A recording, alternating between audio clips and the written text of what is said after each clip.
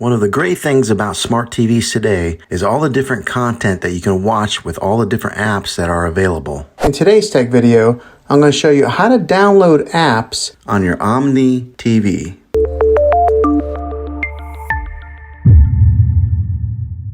After I show you how to get apps on your TV, I will tell you about 4 recommended apps that you might want to check out that'll give you free movies and TV shows. Okay, first thing that you want to do is select the Find button on your home screen. You can do this by pressing the directional pad on your remote control until it's highlighted, and click on the down button on your remote to reveal the menu. Then select Search. Next, type in the name of the app that you want to download, and you have to do this letter by letter using your remote. Use the directional buttons to select either a letter or the select button to enter each letter. Then navigate down and select the app's name. You don't have to type the entire name, you'll see it appear. Next, select the app icon.